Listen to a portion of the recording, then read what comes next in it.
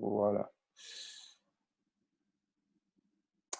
Parfait. Comme ça, on pourra le repartager pour ceux qui le demandent par la suite. C'est beaucoup mieux. Voilà, parfait. Alors, donc, je disais, je suis Cyril Evinguet, je serai votre hôte pour aborder la thématique du Covid-19 en Afrique. Je suis accompagné par deux personnes très talentueuses aujourd'hui, Muriel et Olivier, à qui je vais laisser le soin de se présenter avant de vous présenter le programme. On commence par Muriel. Un petit bonjour. Bonjour tout le monde, donc je suis Muriel Tézénas, je suis business coach. J'accompagne les femmes entrepreneurs en matière de productivité, d'entrepreneuriat et surtout d'argent. Et je suis aussi la fondatrice du réseau de femmes inspirantes. Voilà.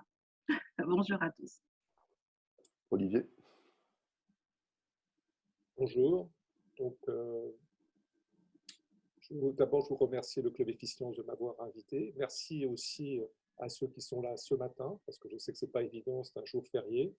Moi, je suis médecin à l'hôpital américain et je voulais vous faire partager notre vision concernant ce Covid-19. Donc, vous savez, pour ceux qui vivent en France, la vague que nous avons prise, faire partager nos épreuves, nos doutes, nos interrogations et peut-être comprendre ce qui est en train de se passer en Afrique en essayant que le pire n'arrive pas. Ok, Voilà. on va aborder le sujet largement. Avant de commencer, je voudrais m'assurer que vous entendez parfaitement. Alors, n'hésitez pas à dire par message si le son est bon, si vous nous entendez bien. Comme ça, on essaiera d'ajuster au fur et à mesure de ce que vous nous dites. Donc, voici le programme. Nous allons passer 45 minutes ensemble pour comprendre dans un premier temps comment la crise sanitaire qui impacte le monde, comment cette crise elle est vécue en Afrique et voir un peu aussi l'état des lieux sanitaires et également les spécificités de l'Afrique, du continent noir, comment elles peuvent peut-être, qui sait, déjouer les pronostics les plus pessimistes ou pas, on va le voir. Et dans un second temps, on va essayer également de voir ses conséquences économiques et sociétales au niveau de l'économie africaine qui est spécifique. Et puis, on fera un petit bilan. On fera un petit bilan et on fera une petite session de questions-réponses pendant 10 minutes. Donc, n'hésitez pas, une fois de plus, dès maintenant, à poser vos questions. On y répondra à la fin du webinaire. Donc, pour commencer par les présentations, quelques petits mots de présentation pour ceux qui découvrent le Club Efficience. Depuis 14 ans, le Club Efficience a pour mission de promouvoir les talents et les réussites de la diaspora et encourager la mise en place de capitaux productifs qui permettent un développement réel. Nos actions que vous pouvez voir sur l'écran, nos actions en fait, ont pour but de développer un capital humain très riche de la diaspora, notamment avec notre plateforme RH, mais aussi le capital financier avec le lancement d'un premier fonds d'investissement de et par la diaspora. En plus de ça, on a également à cœur de développer un capital des idées. C'est notamment en encourageant le networking au travers de nos matinales économiques, nos dîners d'affaires, ainsi que la mise en avant des profils d'excellence grâce à un livre qu'on édite tous les 2 ans qui s'appelle Le Gotha Noir d'Europe. Nous avons plus de 700 adhérents qui sont très tournés vers l'entrepreneuriat et l'investissement sur le continent africain. Et ils sont très intéressés par la situation de l'Afrique par rapport au Covid-19 et les conséquences que cela peut avoir. Et nous allons donc répondre sans plus tarder à cette question. Et si vous voulez rejoindre le Club Efficience, je vous invite à vous rendre sur le site internet que vous voyez là, clubefficience.com. Vous aurez toutes les informations sur toutes ces actions que je viens de décrire. Et vous pouvez aussi m'envoyer un email. Je vous laisse mon adresse mail juste en dessous. Si vous avez des questions particulières, j'y répondrai avec plaisir. Et voilà une présentation maintenant de nos intervenants. On commence donc par Olivier Spadzierer qui travaille pour l'hôpital américain de Paris.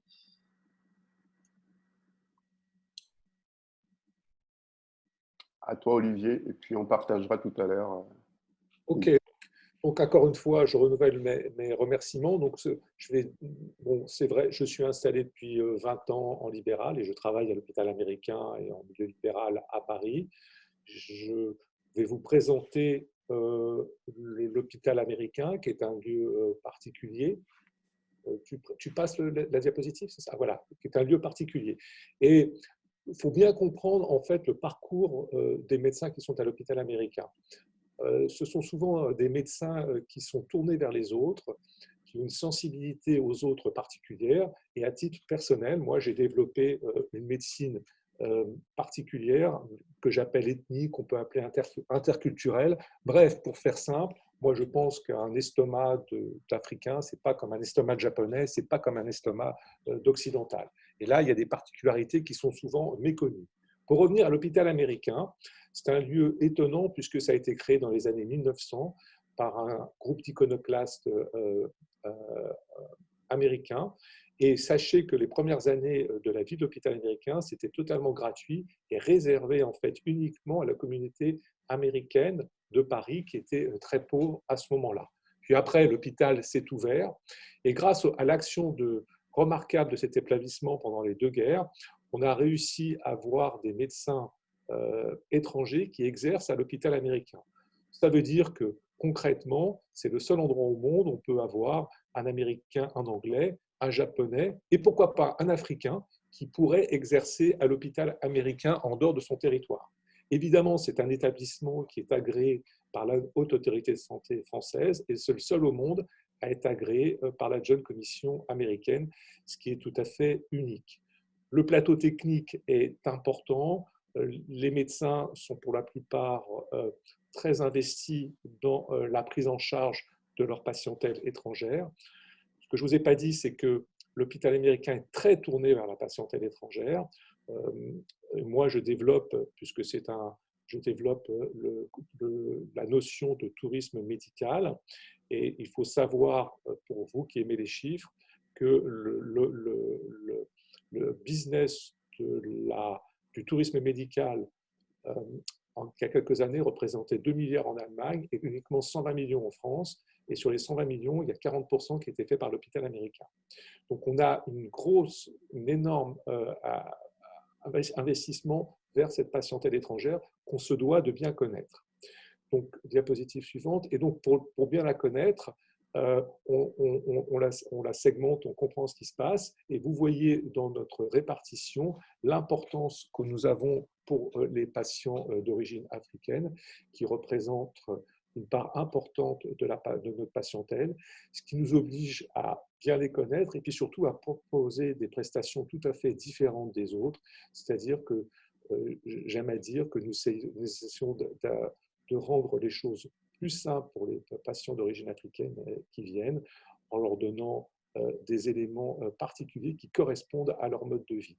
Donc évidemment, nous sommes très très tournés vers l'Afrique et les Africains nous le rendent bien. On réalise également des formations importantes. C'est des formations qui n'ont rien à voir avec des formations purement universitaires, c'est des formations win-win, d'échanges nord-sud, sud-nord. À titre personnel, j'organise depuis 6-7 ans une formation pour les médecins gastroentérologues qui est ma spécialité de base, qui couvre plus de 25 pays. Et en utilisant la digitalisation, on fait des retransmissions dans différents pays d'Afrique. Donc voilà, donc on est dans les échanges nord-sud, sud-nord, et on induit en fait, curieusement, des échanges sud-sud, très très réconfortants pour nous. Donc voilà ce qu'est à peu près ma position et la position de l'hôpital américain. Parfait. Merci Olivier. Muriel. Oui, donc je suis vraiment très heureuse de pouvoir parler d'un sujet qui me tient à cœur, tout simplement l'impact de ce Covid-19 sur l'entrepreneuriat en Afrique. Alors vraiment, merci de me donner cette opportunité. Merci aussi à toutes les personnes qui sont intéressées. Donc si vous êtes là, c'est que ça vous intéresse, de comprendre comment le dynamisme de ces femmes, qui sont vraiment des femmes modèles pour nous, comment ce dynamisme est affecté, comment leur leadership est affecté. Donc aujourd'hui, ça va être ça surtout mon intervention, qui va être liée aussi à un sondage que j'ai pu faire pour avoir un petit peu des réactions à chaud, donc au niveau de mon entourage. Donc ça va être simplement ce volet que je vais aborder de façon très ciblée euh, concernant donc l'impact sur l'entrepreneuriat féminin en Afrique de cette crise sanitaire mondiale. C'est vrai que on a comme information qu'en ce moment, au niveau de l'Afrique, les choses se passent plutôt bien. Il y a une vraie résistance, il y a une forme d'immunité qu'on ne comprend pas forcément. La question, c'est de savoir est-ce que tout se passe bien dans toutes les sphères et surtout dans la sphère économique, dans la dimension donc de l'activité des femmes entrepreneurs du continent en lui-même. Donc, Ok. Et avant de rentrer dans le cœur du sujet, est-ce que tu peux nous dire ce que tu fais avec Getro Consulting et le réseau Femmes tout à Inspirantes? fait. Alors, concernant le Getro Consulting, donc c'est un cabinet de conseil, donc j'accompagne principalement des femmes entrepreneurs, ce que j'appelle les solopreneurs, les petites structures, tout simplement, j'aime à dire comme slogan, à bien vivre leur business et à vivre de leur business. Donc, on travaille sur tout ce qui est stratégie et mindset en matière de productivité, en matière de finance, en matière tout simplement de mental d'entrepreneur pour les aider à passer à l'étape supérieure et à se développer. Donc aussi, dans ce cadre-là, je travaille énormément cette approche, cette vision en tout cas dans l'entrepreneuriat et du leadership féminin qui n'a strictement rien à voir avec le leadership. On ne va pas faire une discussion là-dessus, le leadership de l'homme. Et donc voilà, donc j'organise des événements récurrents et c'est vrai que même si la crise a un petit peu arrêté, totalement arrêté les événements physiques, donc je continue mes coachings en ligne, je continue mes formations en ligne et je continue surtout de développer mon réseau, le réseau Femmes Inspirantes, qui est vraiment un lieu pour rassembler, pour pouvoir mutualiser et capitaliser le potentiel des femmes. Donc, nous avons notre activité qui est maintenue et qui se développe toujours aussi bien au niveau de Facebook et de LinkedIn, donc, et qui propose un programme d'entraide dans le cadre de cette crise pour soutenir les femmes, pour leur permettre de s'exprimer, de trouver un lieu de parole, un lieu d'écoute, un lieu de solution par rapport à cette crise qui nous surprend tous. Nous n'étions pas prêtes, nous n'étions pas prêts. Et donc, c'est seulement ensemble, une fois de plus, vraiment, ce slogan prend tout son sens, se rassembler et mutualiser nos forces pour pouvoir continuer à développer notre activité. Que ça soit pas, que ce Covid-19 ne soit pas le saut de la mort des petites structures et des entreprises de femmes qui déjà manquent de soutien, manquent de reconnaissance. Donc vraiment, en tout cas, c'est mon moteur, aussi bien au niveau de Getro Consulting, mon cabinet, qu'au niveau de mon réseau de femmes inspirantes. Okay, super. Merci beaucoup, Muriel, Olivier.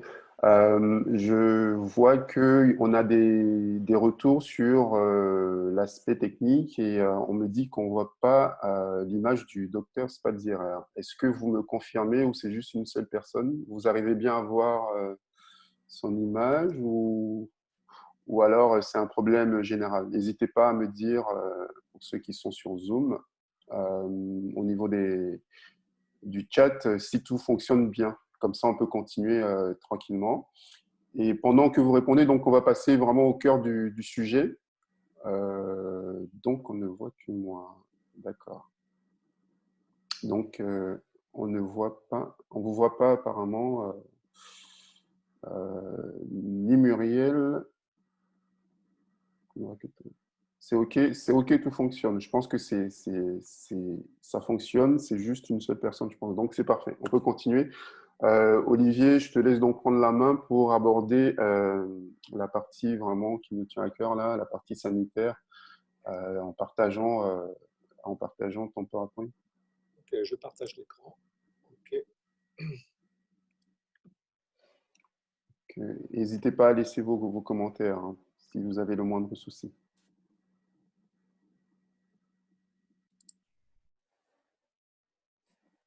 OK. Donc, comme je vous ai dit, donc, euh, un peu d'humilité, un peu de questionnement concernant ce Covid qu'on nous avons pris en pleine face.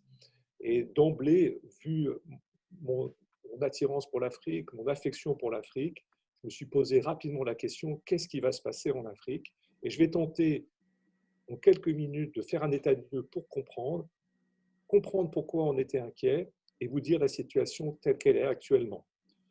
Je me suis aidé, puisque j'ai téléphoné à des dizaines d'amis en Afrique qui sont dans tous les pays. J'ai eu leur reporting, leurs réflexions, leurs discussions, et j'ai essayé d'être leur porte-parole et d'en faire une synthèse. Alors, quel est l'état des lieux en France? Vous le connaissez puisque vous êtes en France. Vous voyez tous les jours le professeur Salomon expliquer que… Alors Olivier, je vais te couper un petit moment parce que j'ai une petite alerte. Là, on me dit que c'est un problème général et on ne voit que moi. Donc, je ne sais pas si vous voyez du coup l'écran d'Olivier. Alors, répondez-moi, comme ça Okay, on donc, ajustera. je reste en attente alors. Oui, ouais, c'est les aléas du direct, comme on dit. Alors, il y en a qui voient, maintenant c'est OK, et j'ai Déborah d'ailleurs qui me dit qu'elle ne voit pas. Là, on voit bien l'écran d'Olivier, OK, OK. Mais c'est les personnes qui parlent qu'on ne voit pas peut-être, je suppose. OK, donc l'essentiel c'est de voir l'écran pour l'instant, et puis Un homme comme toi, tout va bien. Hein? on verra, on verra par la suite Okay. les personnes. Parfait. Désolé Olivier, je te laisse continuer. Donc, je reprends. Donc, vous avez compris, c'est un partage que je veux faire sur l'état des lieux et voir un peu les projections sur l'Afrique. Voilà. Donc, je reviens en disant l'état des lieux actuellement. J'espère qu'on voit les images que je passe. Et donc, vous voyez, c'est volontairement un tout petit peu flouté pour voir en fait l'état du monde actuel. Vous voyez que cette épidémie, la courbe bleue, les éléments bleus, c'est ce qui se passe réellement, et les éléments rouges que vous voyez, c'est les projections. Et c'est terrible cette modélisation, parce que la modélisation, elle est assez juste, les modèles mathématiques sont assez justes. Et vous voyez cette fameuse courbe gaussienne ou en courbe qui monte et qui descend. Et en France, vous voyez qu'on est dans la partie terminale de l'épidémie, comme en Italie, comme au Royaume-Uni. Vous voyez un peu l'évolution telle qu'elle est. Elle nous a fracassés. On est à plus de 25 000 morts. Ça a submergé nos services de réanimation et nos capacités d'hospitalisation. Et vous connaissez les traitements qui ont été proposés, c'est-à-dire le confinement, le confinement, le confinement.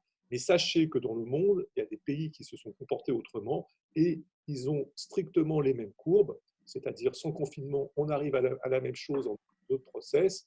Vous voyez le monde actuel sur cette diapositive, il est prévu que fin août, mi-août, tout s'arrête. Vous voyez le Brésil qui est en cours actuellement d'épidémie et vous voyez Singapour qui en sort progressivement. Donc, il y a la cinétique, la façon de vivre de ce virus, elle est à peu près mondialement la même, avec des intensités qui sont un tout petit peu différentes. Alors maintenant, en quelques mots, qu'est-ce que cette maladie? D'abord, il faut savoir qu'on en veut beaucoup aux Chinois. Pourquoi on en veut? Parce que le partage des données de santé sont essentiels. C'est ce qui fait la force de la médecine, c'est ce qui fait l'humanisme de la médecine. La transversalité est importante. Et là, il y a des éléments d'information qui ne nous ont pas été donnés, ou avec retard. Ce qui fait qu'on a sous-évalué, l'Occident a sous-évalué, et on a mis un moment à comprendre cette maladie qu'on aurait pu comprendre plus rapidement. En bref, et très synthétiquement, c'est une maladie double. C'est une maladie virale, comme la grippe, et qui entraîne en fait un syndrome inflammatoire secondaire. Donc, il y a deux types de maladies, une maladie liée au virus et les conséquences induites sur l'organisme par cette maladie. Et globalement, il y a 85% de formes bénignes, c'est-à-dire que les gens peuvent rester chez eux, ils n'ont rien ou pas grand-chose, 15% de formes graves qui nécessitent d'être hospitalisées et 5% qui sont sévères et qui vont passer en réanimation. Donc d'emblée, le problème essentiel, c'est la capacité qu'a l'État ou les différents États à gérer ces formes sévères. Et le facteur essentiel, et pourquoi par exemple on a été confiné en France, c'est uniquement lié à notre capacité à prendre les patients sévères en réanimation. La deuxième chose, et les Chinois ne nous avaient pas tout dit, c'est qu'on a été débordé par des formes ahurissantes. À titre personnel, j'ai vu des choses qui pouvaient être du domaine de la forme, des formes de gastroentérite, et en fait, c'était des Covid. Vous savez qu'il y a eu beaucoup de formes ORL qui sont quasiment pathognomoniques, ça veut dire spécifiques de la maladie, avec des difficultés à appréhender les goûts et les odeurs. Vous avez eu des formes neurologiques. Dernièrement, il y a des alertes sur certaines formes pédiatriques. Et puis, vous avez des formes cutanées avec des espèces de panaries qui arrivent, des rougeurs qu'on n'avait pas bien compris. Troisième élément qu'il faut avoir dans votre trousse à outils pour comprendre ce qui se passe en Afrique, c'est que on sait maintenant que ça atteint plus spécifiquement les personnes âgées. Alors la difficulté, c'est que plus on vieillit, plus les personnes âgées reculent en date parce qu'on a peur du vieillissement. Ceci étant, c'est vrai qu'à partir de 70 ans, c'est plus problématique, mais néanmoins, 30% des patients en réanimation ont moins de 60 ans. D'autre part, on sait qu'il y a des comorbidités, c'est-à-dire que des gens qui sont malades sont plus fréquemment atteints. Les gens qui ont du diabète, de l'hypertension et de l'obésité, surtout l'obésité au niveau abdominal, vous avez 7 fois plus de chances de vous retrouver malheureusement en réanimation. Enfin, on sait que le tabac a un effet protecteur. Attention, fumer tue davantage par les maladies cardiovasculaires ou les cancers que cet effet protecteur. Mais néanmoins, c'était une piste de recherche. Donc globalement, vous avez tout pour comprendre ce qui arrive en Afrique maintenant. En résumé, une maladie souvent bénigne, mais qui peut être grave ou sévère, des formes polymorphes, multiples, cliniques, on ne comprend pas tellement bien, et puis il y a des facteurs limitants, ce sont les capacités à hospitaliser les gens, qui va être le facteur limitant en réanimation. Alors, maintenant, on s'intéresse aux Africains. Est-ce qu'on peut réfléchir? On était inquiets, et notre inquiétude a augmenté lorsqu'on a vu les Afro-Américains. Vous savez que dans les études, les Afro-Américains, en fait, c'est le modèle pour les modèles médicaux concernant les Africains, parce que dans un univers politiquement correct, toutes les études ethniques ne sont pas possibles en Occident, en Europe, mais elles le sont aux États-Unis, où il y a les Afro-Américains, les Hispaniques, les Caucasiens.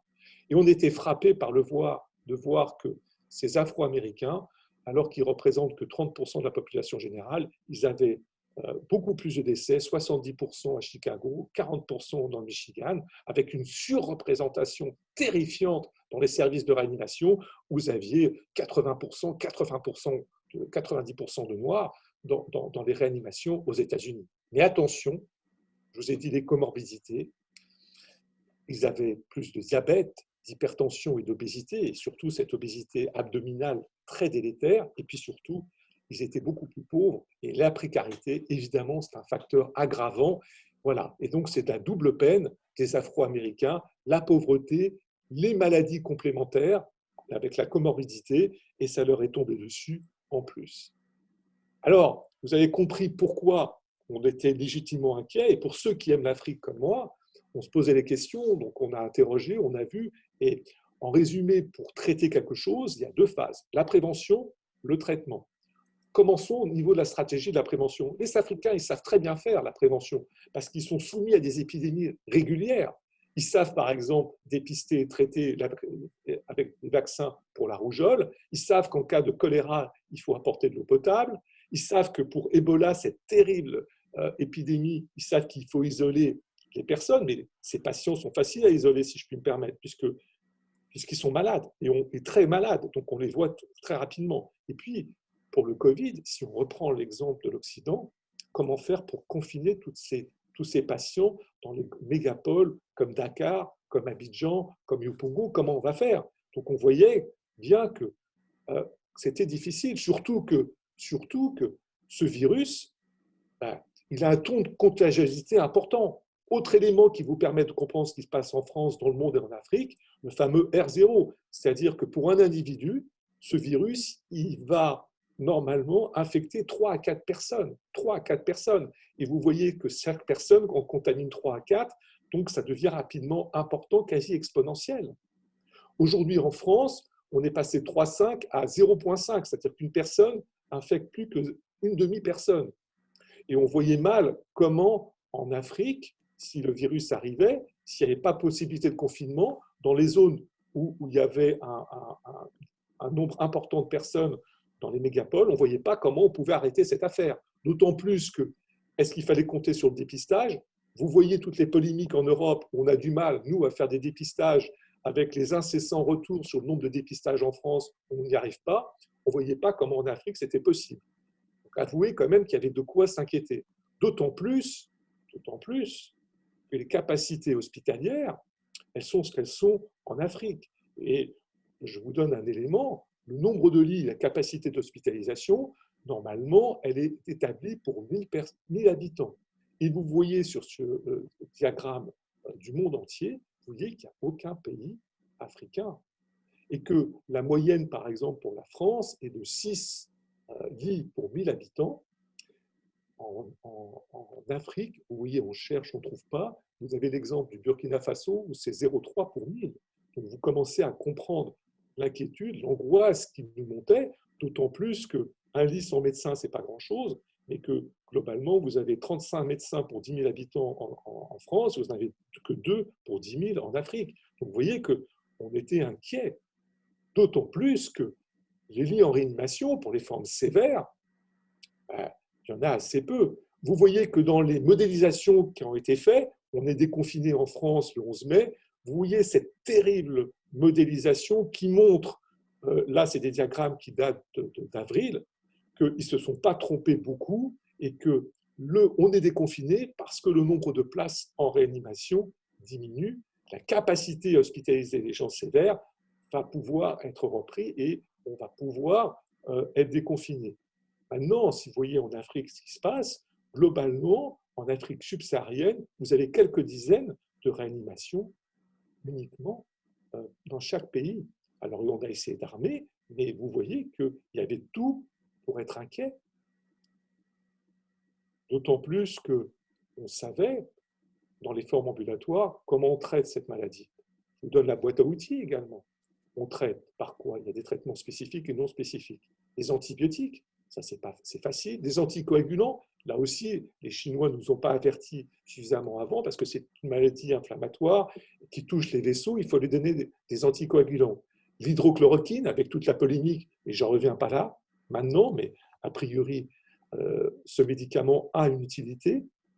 Les antiviraux, avec toute la polémique avec les différents laboratoires pharmaceutiques. Et puis dans les phases, la deuxième phase de la maladie, les anti-inflammatoires, les cortisones, des trucs compliqués qui s'appellent l'interleukine 6, et puis voire même des anticorps, des moyens de protection à partir de patients convalescents qui ont été utilisés. Un mot également de tous les process de la médecine traditionnelle africaine qui est essayée, avec la fameuse phytothérapie et le dérivé de l'artémasia du président malgache, qui le distribue actuellement en Afrique, au Congo-Brazzaville, en Guinée équatoriale, en Guinée-Bissau. Donc voilà, donc ça c'était possible en ambulatoire, mais qu'est-ce qui va se passer dans les formes sévères? Parce que hospitaliser quelqu'un, pourquoi faire? Pour donner ses médicaments, certes, mais c'est surtout pour lui apporter de l'oxygène, parce que sans oxygène, on va mourir. Et en fait, on se contente d'un traitement symptomatique la plupart du temps qui repose sur l'oxygène. Et vous voyez que la capacité à apporter de l'oxygène dans les formes graves dépend du réseau d'oxygène hospitalier. Dans les hôpitaux africains, toutes les chambres ne sont pas équipées, loin s'en faut, d'oxygène, de bouteilles d'oxygène portables ou de concentrateurs d'oxygène. Et puis, vous avez les formes sévères. Et dans les formes sévères, vous savez qu'il faut ces satanés respirateurs. Ces satanés respirateurs qui sont des espèces d'aspirateurs inversés qui vous permettent d'oxygéner les gens parce qu'on va les mettre au repos et qu'on a besoin, pour passer le cap, l'orage, de les mettre au repos et d'avoir ces respirateurs. Et que ces respirateurs, sans la formation du personnel, on ne voit pas tellement à quoi ça peut servir parce que techniquement, ce n'est pas si simple.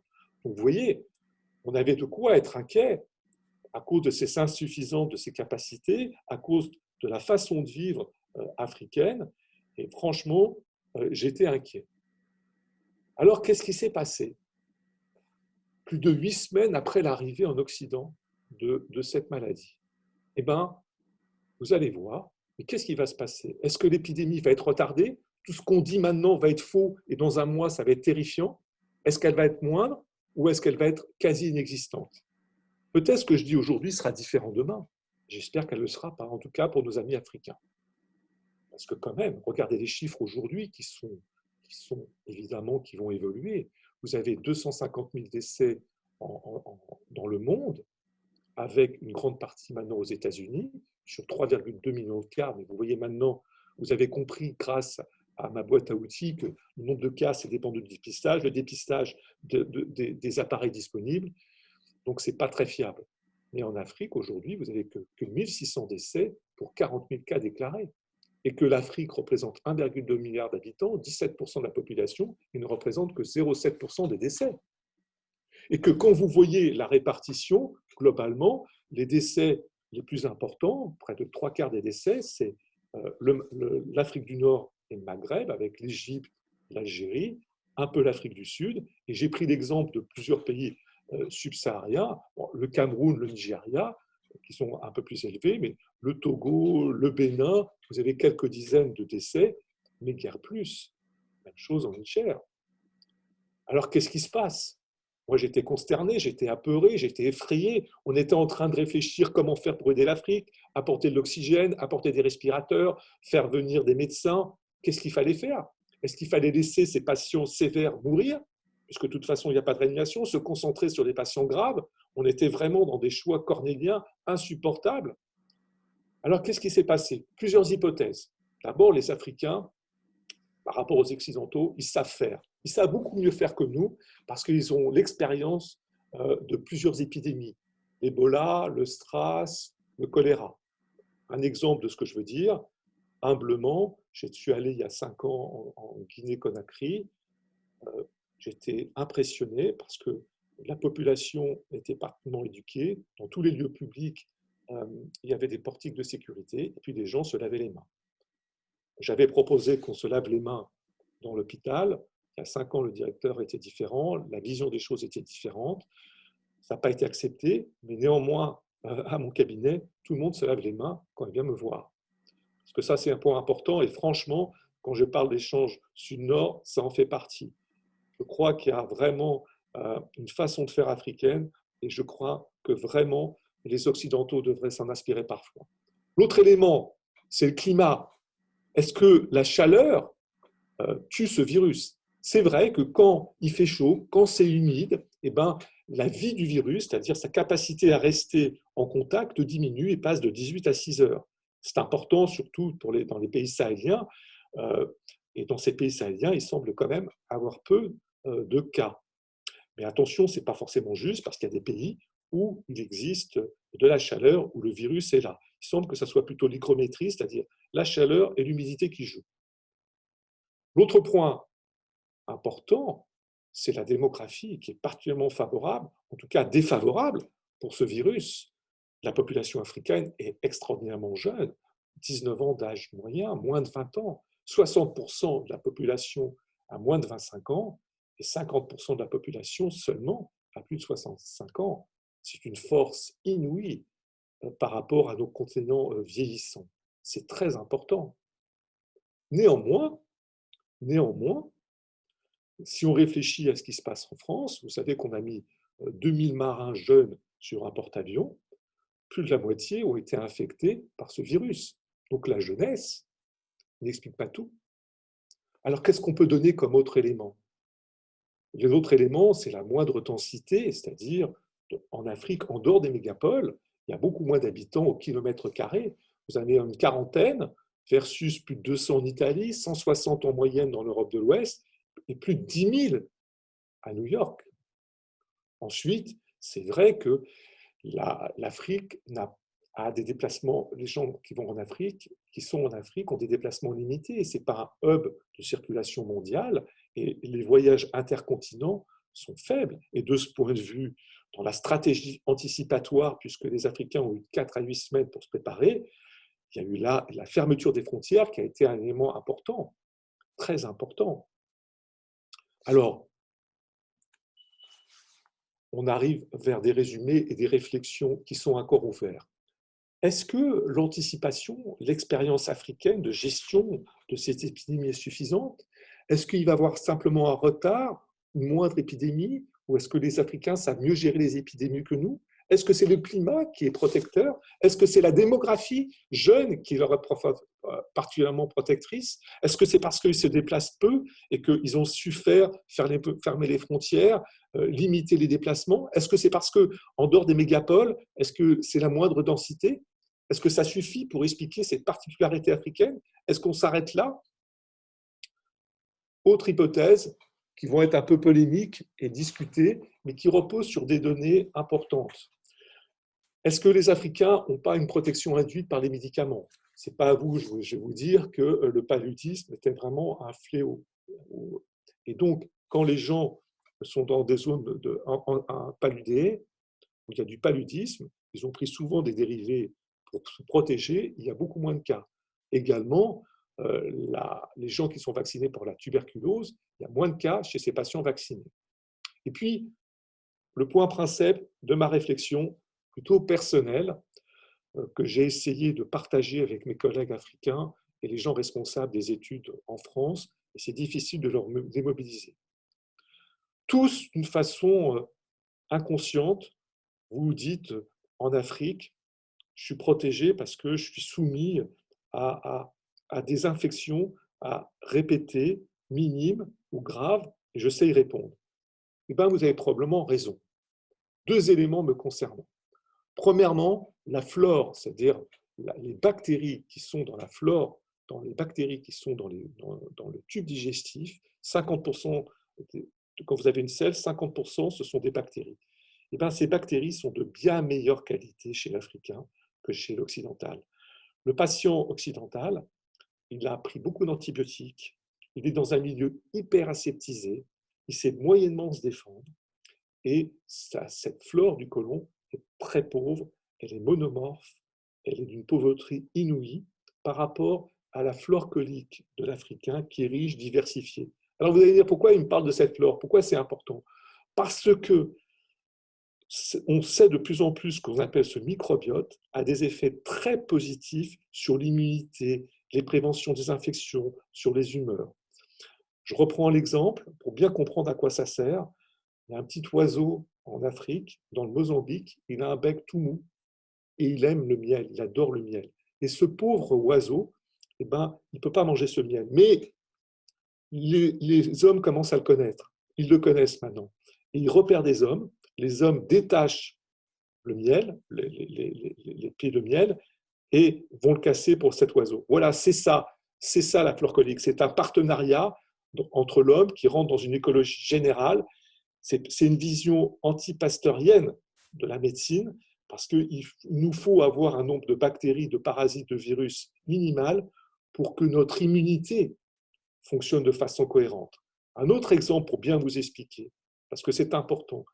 Oui, je pense que les Africains ont un état immunitaire différent parce qu'ils sont stimulés de façon permanente par des petites infections. Et oui, il est probable mais pas sûr, que la réponse immunitaire ne soit pas l'orage cytokinique, comme on dit, cataclysmique, qui va nous déborder, entraîner des insuffisances respiratoires importantes.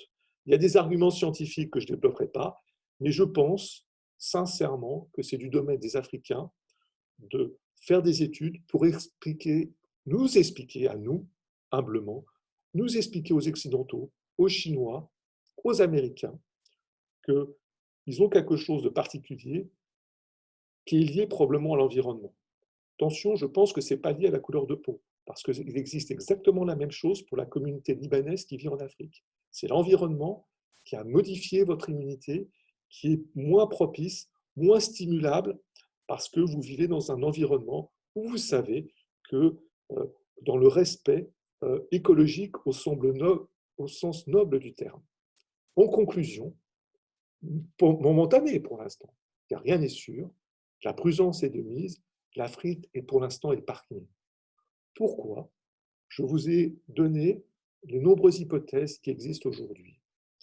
Et je dois vous avouer que ça serait un pied de nez extraordinaire à l'histoire si la solution vient d'Afrique. Et j'encourage les Africains de France, les Africains d'Europe, les Africains d'Afrique de réfléchir et de faire des recherches pour comprendre pourquoi, pour l'instant, l'Afrique est autant épargnée. Voilà. Cyril. Ok, ok, super. Merci beaucoup pour ces éclairages. Euh, Je te redonne la main, Cyril. Merci. Je reprends la main.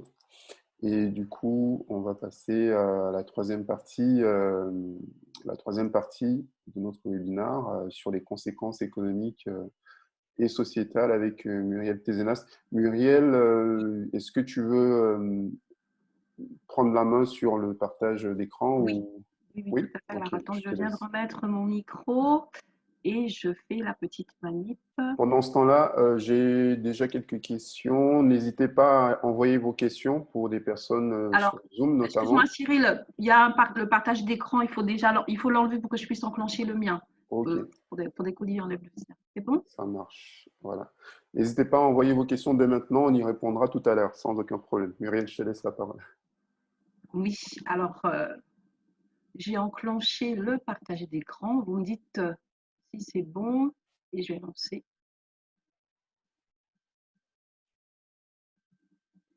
Est-ce que vous voyez bien? J'ai pas de retour. On te voit bien, il n'y a pas de souci pour l'instant. Est-ce que le partage d'écran a réussi ou pas? Oui, C'est bon? oui, c'est bon. Je peux J'ai démarrer? des retours où tout le monde me dit qu'on te voit, donc vas-y, il n'y a aucun On souci. me voit en plus, donc c'est super. Donc voilà, à nouveau bonjour hein, à tous ceux et celles qui ont fait l'effort d'être là aujourd'hui pour un sujet que je trouve vraiment intéressant et certainement déterminant, non seulement pour le reste, la suite de cette histoire de Covid-19 et aussi certainement pour l'humanité tout entière, comme l'a bien démontré Olivier, avec ces questionnements ouvert sur justement ce qu'on constate en Afrique, comme tu le disais si bien.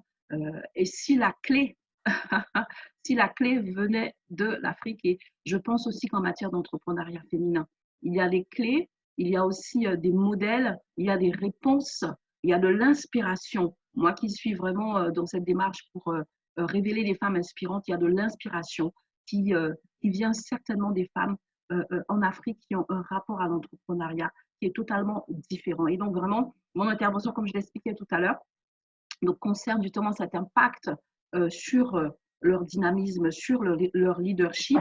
Et je vais aborder donc trois volets là-dessus. Premièrement, je vais nous rappeler que l'Afrique est quand même championne du monde en matière d'entrepreneuriat féminin. Et ça, c'est très important. L'Afrique a beaucoup de leçons à nous donner. Nous avons vraiment besoin de nous inspirer de ce modèle. Après, on verra bien, on se pose bien la question, est-ce que c'est un entrepreneuriat de besoin ou pour qu'est-ce? Mais en tout cas, cette démarche est ancrée dans l'ADN des femmes africaines. La deuxième partie que j'aborderai, c'est justement concernant l'impact de cette crise sanitaire sur le dynamisme de ces femmes et ce qu'il faut en retenir. Alors, je vais commencer par quelques chiffres, parce que c'est important d'avoir des notions claires là-dessus, concernant l'entrepreneuriat féminin en Afrique. Ce qu'il faut savoir, c'est que sur le continent africain, près de 20% des femmes sont salariées, alors que pratiquement 24% d'entre elles sont impliquées dans le processus entrepreneurial dès l'instant qu'elles ont l'âge de travailler. C'est vraiment quelque chose qui est enclenché de façon automatique pour pratiquement un quart des femmes en Afrique. Il faut aussi savoir que sur le continent africain, 62% de la production est générée par les femmes. 62% de la production des biens économiques, je parle au niveau du continent, est générée par l'activité entrepreneuriale, qu'elle soit formelle ou informelle, des femmes d'Afrique. Et je vais vous parler du TAE, donc le taux d'activité entrepreneuriale des femmes en Afrique. Donc le taux d'activité, c'est le pourcentage de femmes compte tenu du nombre de femmes sur le continent africain. Alors, ce taux d'activité entrepreneuriale, donc la dernière étude date de 2017. Pour l'Afrique, il était à l'époque de 27%, ce qui en faisait déjà le continent le plus dynamique en termes d'entrepreneuriat féminin. À la même époque, en Europe, le taux était de 6% et dans le monde de 11%. Voilà. Donc, les chiffres ont énormément évolué, même s'il n'y a pas encore d'études, puisque par exemple en France, il n'y a pas le calcul du taux d'activité entrepreneuriale des femmes n'est pas fait en 2017, il n'est pas fait non plus depuis. Par contre, nous voyons une montée de l'entrepreneuriat féminin en France, surtout grâce aux dispositifs tels que l'auto-entreprise, qui a vraiment boosté l'entrepreneuriat féminin. Aujourd'hui, pratiquement 40% des micro-entreprises sont créées par des femmes. Donc, il y a un dynamisme qui est en train de se mettre en place, mais c'est beaucoup plus récent par rapport à ce qui est déjà enclenché. Comme je disais, l'entrepreneuriat est une histoire d'ADN au niveau de la femme africaine. Elle n'est pas dans un apprentissage d'un processus, c'est un processus qui est en elle et qui est enclenché quasi automatiquement. Nous sommes en train de démarrer là-dessus. C'est vrai que l'essor est très fort en France, mais nous avons encore beaucoup de choses à apprendre par rapport à l'entrepreneuriat féminin. Concernant toujours ces chiffres-là, il faut aussi savoir que pour l'année 2016, encore une fois, j'ai pris les derniers chiffres recensés, l'entrepreneuriat féminin représentait entre 250 et 300 milliards de dollars américains de ressources au niveau de l'Afrique, soit environ 12 à 14% du PIB du continent. C'est énorme. Il y a un vrai impact direct sur l'économie. Ce n'est pas une activité marginale, c'est une activité pilier. Ce qui est aussi super important vraiment d'avoir à l'esprit, c'est au niveau du leadership et du mental de ces femmes entrepreneurs en Afrique. Parce que 90% de leurs revenus est réinjecté dans l'économie, réinjecté dans l'éducation, dans la santé, dans leur communauté. Concernant cette posture et ce leadership des femmes, ce réinvestissement, nous avons en face de ces femmes les mêmes hommes sur le continent africain qui réinvestissent entre 30 et 40% en moyenne dans leurs revenus. Donc, il y a vraiment d'un bout à bout cette position et cette posture pilier, cette posture fondamentale de la femme entrepreneur en Afrique. Et je dis bien aussi bien au niveau des entreprises formelles et informelles, parce qu'on le sait, elles ne sont pas toutes forcément enregistrées, mais elles sont dans cette dynamique-là. Alors, j'ai aussi voulu parler de cette disparité, puisque l'Afrique, c'est vraiment une diversité. Il y a divers pays, donc la moyenne est de 27%, mais dans des pays tels que le Maroc, l'Algérie ou la Tunisie, le TAE est de plutôt de 8%, et nous avons aussi des pays qui sont encore plus dynamiques que les autres, tels que l'Ouganda, en Zambie, au Nigeria, nous avons 38, 40, 42% pour le Nigeria de taux d'activité entrepreneuriale au niveau des femmes. Donc, ça est très, très important. Nous avons des modèles, nous avons comment dirais-je, de l'avance en Afrique dans ce domaine. La question est donc de savoir, par rapport à cette avance, par rapport à cet apport, par rapport à cette posture clé des femmes qui ont compris leur rôle, leur impact, quelle est aujourd'hui leur donne, qu'est-ce que ça a changé, voilà, on a bien compris, comme je le disais tout à l'heure, qu'au niveau sanitaire, oui, l'Afrique s'en sort bien, mais au niveau économique, au niveau du dynamisme entrepreneurial de ces femmes qui ont un rôle clé, un rôle pilier, quel est le résultat? Et je dois avouer qu'il y a des choses un petit peu qui me venaient à l'esprit, auxquelles je pensais lorsque j'ai commencé à échanger avec elles, et j'ai quand même été surprise sur certains éléments, et je pense que vous aussi, il y a de quoi vraiment rentrer dans une très, très grande réflexion. Parce que cette crise est un élément qui va pouvoir, je pense, révéler beaucoup de choses. Et il faudra certainement prendre de nouvelles positions, de nouvelles décisions à l'issue de cette crise.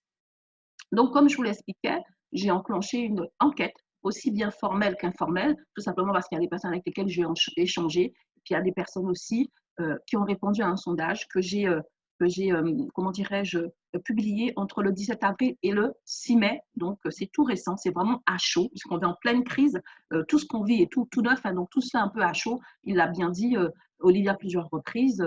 Voilà, il faut être prudent. On n'a pas toutes les données. Donc, aujourd'hui, les informations que je vais donner, c'est en fonction de ce que j'ai eu comme retour. Donc, j'ai eu 37 réponses de femmes africaines qui sont en Afrique et qui ont leur activité, leur entreprise en Afrique, concernant leur réalité avant le Covid, pendant le Covid et surtout comment est-ce qu'elles se projettent après et quels sont leurs besoins. Donc, concernant les questions que je leur ai posées, avant d'arriver là-dessus, je vais d'abord parler des pays, des femmes qui m'ont répondu. Les sondés étaient donc principalement donc, de Côte d'Ivoire et surtout, j'ai eu une grande tranche de femmes qui sont d'Abidjan précisément, donc de Côte d'Ivoire. Donc j'ai eu San Pedro, Boisflé que je ne connaissais pas, Soubré, voilà, et surtout Abidjan parce qu'en fait ce sont des femmes qui font partie de mes contacts. Ensuite, le Bénin et le Sénégal, ce sont en fait les 3 pays, donc Côte d'Ivoire, Bénin et Sénégal, qui ont répondu massivement. Donc bien évidemment, ça donne un aperçu peut-être un peu tronqué, mais en tout cas, ça donne quand même une idée de ce qui se passe sur le terrain.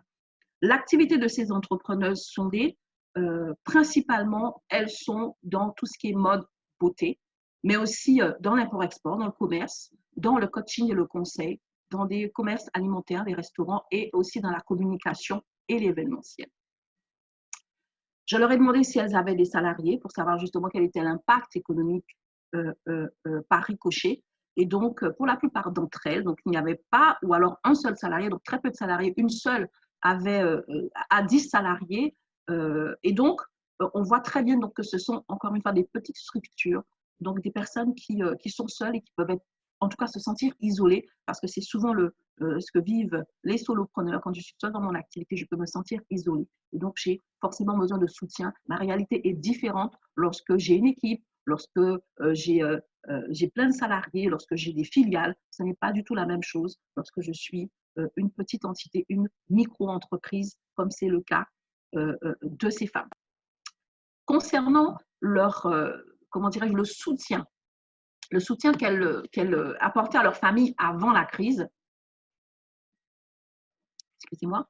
Donc, avant cette crise, 95% d'entre elles m'ont dit être un soutien pour leur famille, c'est-à-dire qu'elles avaient les moyens donc, de vivre de leur activité et d'aider aussi leur famille. De façon plus informelle, beaucoup d'entre elles m'ont aussi dit qu'elles recevaient aussi du soutien financier ou alors des envois qui venaient de membres de leur famille en Europe.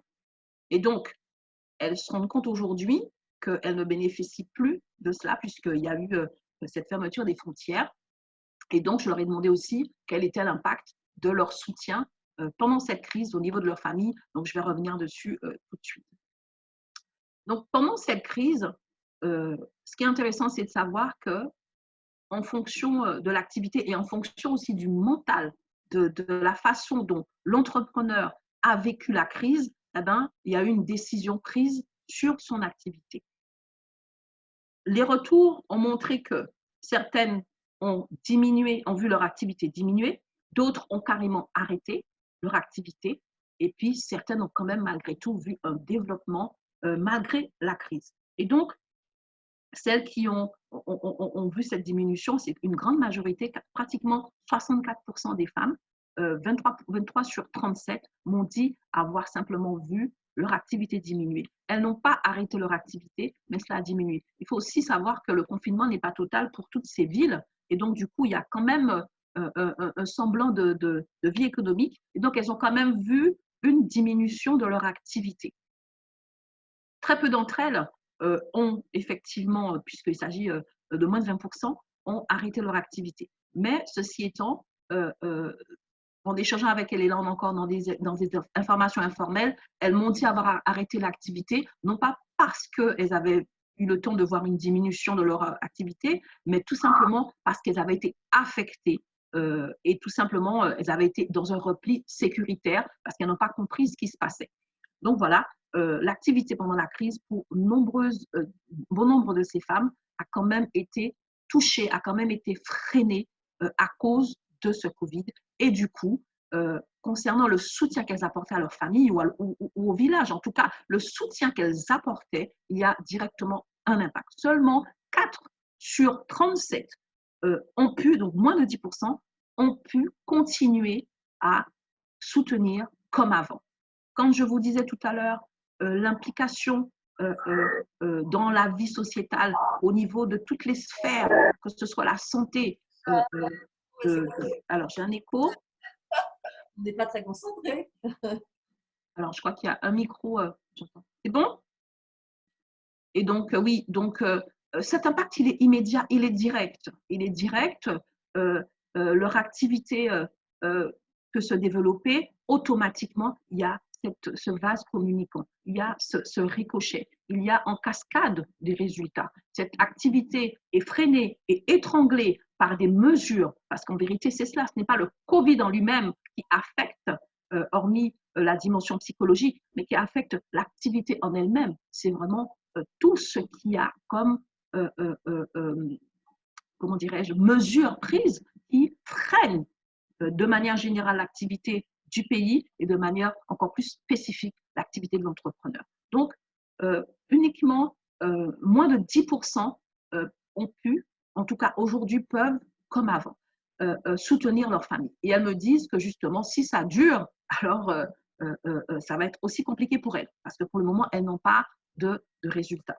Et donc, vraiment, il faut vraiment comprendre qu'elles sont touchées de plein fouet. Elles sont touchées de plein fouet. Elles sont freinées dans leur élan. Et justement, par rapport à ça, leur posture m'a énormément touchée parce que avant d'être inquiètes uniquement pour elles sont inquiètes pour leurs proches, elles sont inquiètes pour le continent, pour le dynamisme. Elles ont compris leur rôle et ça, c'est très, très important. Les principaux domaines de leur activité touchés, les principaux domaines, comment dirais-je, les principales mesures qui ont touché leur activité, donc ce sont les mesures qui concernent tout ce qui est démarche, donc elles ne peuvent plus bouger, elles ne peuvent plus faire toutes les démarches qu'elles faisaient auparavant, donc cela est vraiment important, elles ont été affectées par rapport à ça, et aussi dans leur trésorerie. Beaucoup m'ont dit ne pas avoir de fonds de roulement qui leur permettrait de tenir longtemps. Donc la trésorerie leur a permis de tenir encore un peu, mais ça a été affecté directement. Le fait de ne pas pouvoir justement continuer à vendre, à rencontrer leurs clients, à prospecter, la fermeture des frontières qui empêche l'import-export, toutes ces mesures en fait ont vraiment été pour elles comme des couperets. Et il y a aussi une chose qui a été mentionnée, c'est qu'elles m'ont dit que non seulement donc, les frontières sont fermées, donc le commerce ne peut plus se faire comme avant, mais surtout, ça a eu comme effet de faire augmenter de manière générale les prix des produits en local. Et cela aussi, hein, ce sont des choses pour lesquelles elles n'étaient pas prêtes en termes de trésorerie. Alors, ce qu'il faut retenir de tout ça, c'est surtout, moi, ce qui m'a touchée, c'est que ces femmes, donc, elles sont isolées dans leur problématique. Et aujourd'hui, il n'y a eu aucun gouvernement au niveau de ces 3 pays qui a mis en place des solutions, des réponses. Elles ont entendu parler de choses, mais en tout cas, elles ne sont absolument pas mises en place actuellement. Et surtout, elles n'ont pas le sentiment que ça tienne compte de leur situation spécifique en tant que femmes entrepreneurs, solopreneurs en Afrique aujourd'hui. Et lorsque je leur ai demandé quels étaient leurs principaux besoins, j'ai été vraiment surprise de voir que malgré la trésorerie qui leur manque, malgré l'impact financier immédiat de ces mesures sur leur activité, elles m'ont surtout tout dit. C'était déjà le même cri avant le Covid. Les études prouvent que déjà avant le Covid, ça a fait des années que les femmes entrepreneurs disent qu'elles ont besoin de formation. Elles ont besoin de matériel et de connexion. Vous savez quoi, aujourd'hui, plus que jamais, avec cette crise, ces besoins sont exacerbés. La formation, je dirais même l'information, parce qu'il y a plein d'informations qu'elles ont eues avec un décalage énorme. Le matériel nécessaire pour pouvoir travailler, pour pouvoir continuer leur activité et surtout la connexion. Elles m'ont même dit qu'il serait temps de réfléchir à des solutions qui leur permettraient d'être connectées sans l'Internet classique. Il y a forcément des solutions. Et donc, vraiment, oui, elles ont besoin d'aide financière, elles ont besoin de soutien financier, elles ont surtout besoin de moyens pour continuer leur activité, de moyens pour continuer à se développer. Parce qu'aujourd'hui, c'est ça. Mais c'était déjà cela. C'était déjà cela auparavant. Et j'insiste sur la formation, parce qu'il faut savoir justement qu'en Afrique, beaucoup d'entreprises féminines sont peut-être informelles, tout simplement parce qu'elles n'ont pas le choix. C'est comme je le disais, c'est dans la culture. Et surtout, beaucoup de femmes n'ont peut-être pas eu la possibilité d'avoir une scolarité très poussée. Alors, ce que ça a comme résultat, c'est que pour lancer son activité, il n'y a pas forcément de grandes difficultés. C'est vraiment un principe sociétal, un principe qui est dans leur culture, mais pour pouvoir faire face aux crises, il faut aussi avoir suffisamment de connaissances en termes de management, en termes de leadership, en termes tout simplement peut-être techniques, de trésorerie, en termes de gestion, dans tous ces domaines-là, et surtout aussi pour pouvoir développer leur activité. Elles ont ce désir d'expansion, d'expansion. Lorsqu'on leur demande justement quels sont leurs principaux besoins, ben voilà, il y a cela aussi, le besoin de moyens pour l'expansion. Elles veulent aller plus loin, elles veulent être encore plus utiles dans leur village, dans leur commune, dans leur foyer et au niveau du continent. Alors, ce que je voudrais partager avec vous, qui m'a énormément touchée, vous savez, en ce moment en France, à 20h, on applaudit le personnel soignant et c'est une bonne chose. Il n'y a pas que le personnel soignant. Hein. Je regardais les éboueurs qui continuent leur travail. Enfin bref, il y a plusieurs métiers cachés aux métiers peu estimés qui sont peut-être mis en lumière aujourd'hui. Et je crois qu'il en est de même pour l'entrepreneuriat féminin en Afrique. Ces femmes souffrent de ce qu'elles soient le poumon, qu'elles soient vraiment le pilier de l'économie et du développement de leur pays sans pour autant être forcément reconnues. Elles ont besoin d'être entendues. Elles ont l'impression que tout ce qui est pris en place comme décision, comme action, n'est pas vraiment, correspond pas vraiment à leur réalité. Elles ont besoin de valorisation, de considération et de soutien. Et donc, c'est vraiment ce que j'ai retenu, ce sentiment de ne pas être vu, de ne pas être vu à sa juste valeur. Et cette chose est encore plus exacerbée dans ce contexte qui isole encore plus les petites entreprises, les petites entrepreneurs, ce que j'appelle les solopreneurs. Donc vraiment, en tout cas, c'est ce message-là, c'est ce que j'ai reçu le plus de ces femmes qui ont besoin de cette reconnaissance au niveau du gouvernement, au niveau de certaines décisions, au niveau de certaines lois en leur faveur, pour leur permettre d'agir comme elles l'ont toujours fait, d'œuvrer et de soutenir elles-mêmes l'économie du pays, le développement du pays, la santé. Parce que oui, tu parlais, Olivier, du fait qu'il y avait ce souci pour accueillir les patients, mais effectivement, ces femmes, ce sont elles qui financent le domaine de la santé. Donc, si elles sont freinées dans leur élan, si elles ne sont pas aidées, soutenues, si elles ne sont pas valorisées, surtout en ce moment où psychologiquement elles sont affectées, alors justement, c'est tout le développement du domaine de la santé qui va être touché. Donc, lorsque ces femmes, l'entrepreneuriat féminin est mis en berne, je crois que c'est le continent tout entier qui est mis en berne. Et comme c'est vraiment un continent modèle sur lequel nous avons les yeux fixés en matière d'entrepreneuriat féminin, donc c'est vraiment le monde entier qui est concerné. Et lorsque on va prendre des mesures pour pouvoir aider, accompagner et valoriser l'entrepreneuriat féminin en Afrique, c'est le continent tout entier qui va en bénéficier et c'est le monde tout entier par ricochet qui va lui-même être dynamisé par le continent africain. Je vais terminer par deux petites phrases en conclusion.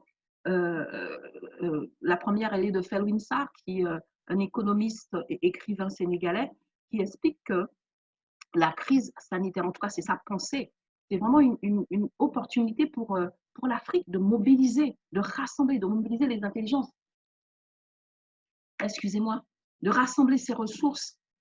Mais vraiment, pour lui, c'est une opportunité. Et ça me parle tellement. J'expliquais un petit peu mon activité, mon travail en général au sein de Getro Consulting et aussi au niveau de mon réseau de femmes inspirantes.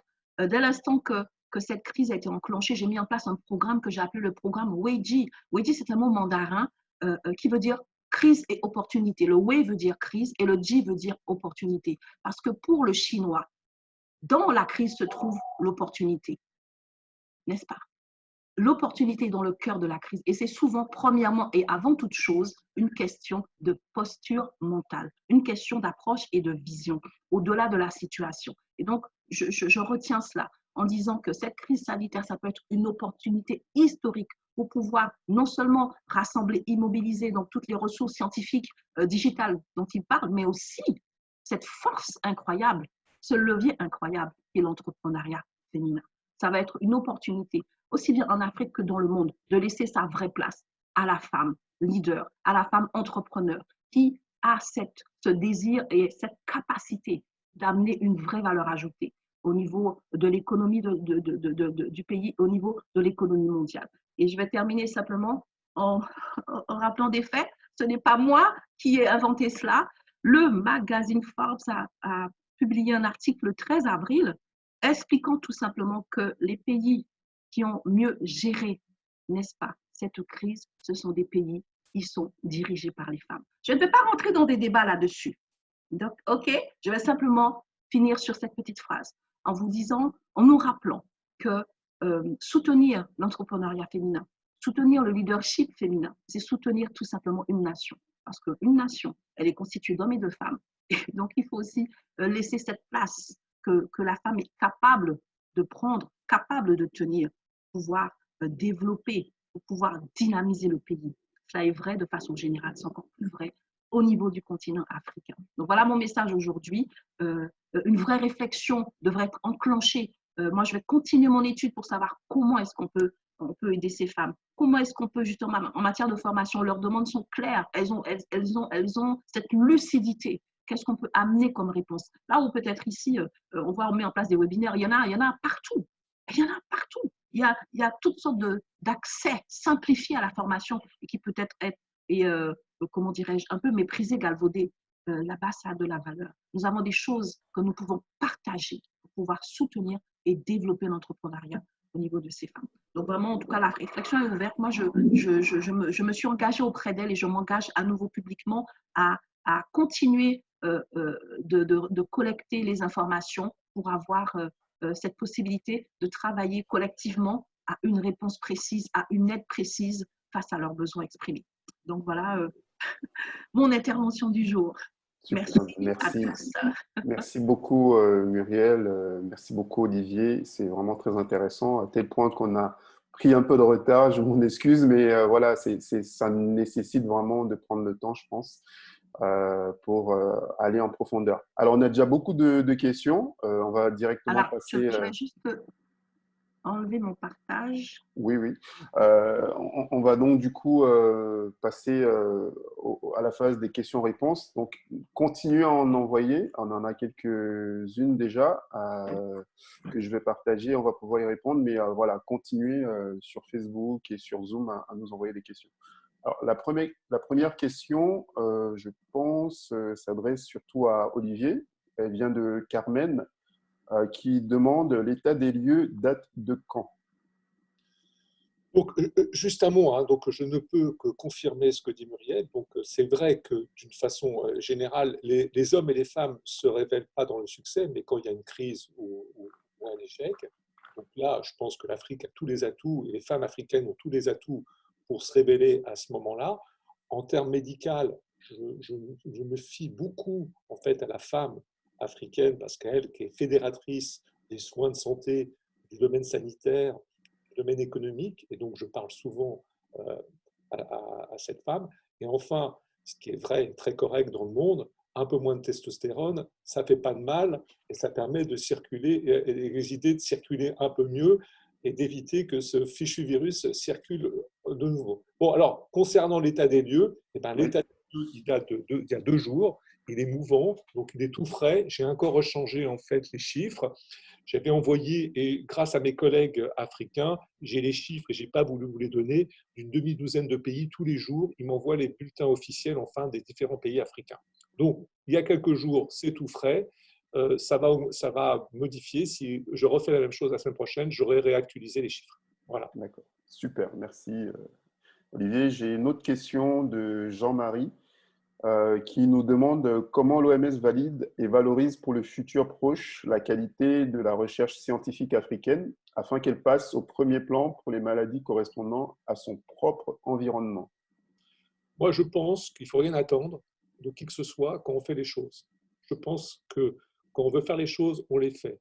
Donc, l'OMS, on connaît, c'est une institution étatique. On a vécu dans le monde, en France et ailleurs, une vision technocratique, centralisée, jacobine. Maintenant, ça suffit vraiment. J'engage tous les chercheurs africains, tous les médecins africains, tous les entrepreneurs africains de faire les choses et les gens viendront par la suite. Pour avoir participé à plusieurs éléments, je crois que le monde d'après Covid, c'est plus le monde d'avant. La technocratie bloquantes, neutralisantes.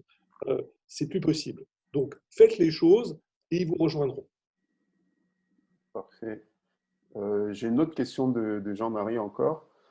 Oui, c'est toujours sur l'OMS. Pourquoi clairement l'OMS ne valide pas et attribue immédiatement les brevets et autorisations AMM des médicaments bio des chercheurs africains faisant actuellement des effets bénéfiques sur le Covid-19 et le paludisme? Toute la recherche scientifique, elle est basée, quand vous allez voir un médecin, vous essayez pas avoir son avis comme ça, son opinion. L'avis doit être autorisé à partir d'études.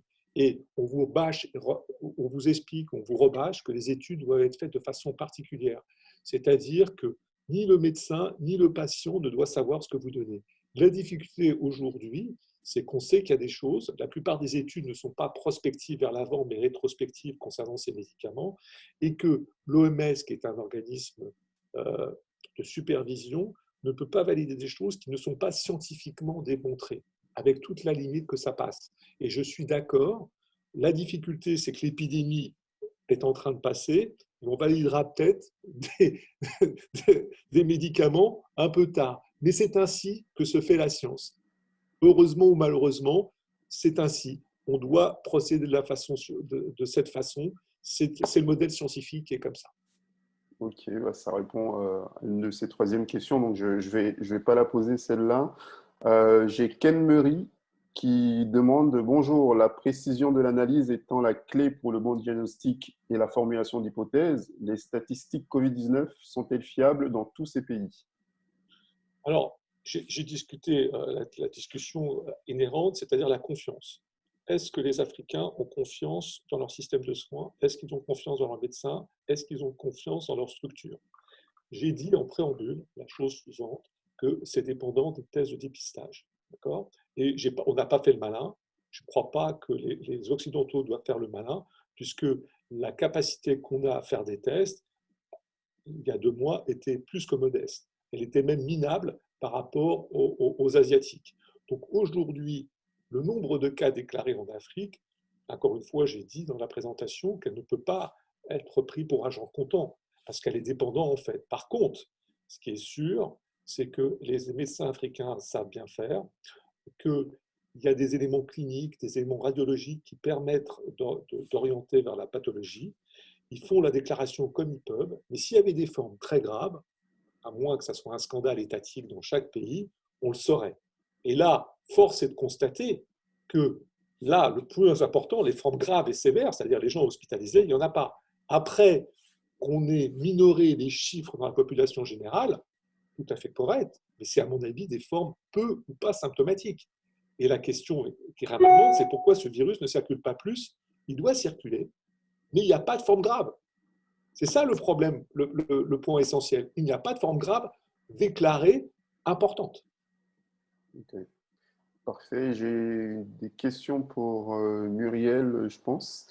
Une question de Anna qui dit: de façon générale, savez-vous si les ETI et les PME en Afrique ont bénéficié d'aides financières ou sanitaires de leur État? Alors, de façon générale, oui, il y a eu des choses qui ont été mises en place. Bien évidemment, il y a une diversité, des choses qui ont été mises en place pour les entreprises. Maintenant, concernant mon sondage, l'approche est différente parce qu'il s'agit vraiment de petites structures qui, elles, à ce jour, ça ne veut pas dire qu'il n'y a pas des choses en cours, mais en tout cas, à ce jour, n'ont pas encore pu être soutenues et aidées. Mais de façon générale, non seulement chaque pays d'Afrique a mis en place des plans de soutien, d'aide financière, et donc ce n'est pas remis en cause, hein. C'est effectivement en place. Alors, je n'ai pas forcément toutes les informations chiffrées pour chaque pays, mais oui, tout à fait. De façon générale, c'est fait. Il y a pas, c'est pas seulement en France qu'il y a eu cet élan, en tout cas pas seulement dans les pays d'Europe, c'est dans les pays d'Afrique qu'il y a eu ce souci de soutenir l'entrepreneuriat. Okay. Et deuxième question de Anna. Muriel, avez-vous personnellement accompagné ces femmes pendant la crise? Alors que la crise est encore en cours, j'accompagne encore ces femmes. Je les accompagne dans le cadre de mon réseau de femmes inspirantes. Donc, j'accompagne ces femmes, je les accompagne bénévolement, aussi bien en matière de coaching en matière d'ateliers, en matière vraiment d'action spécifique.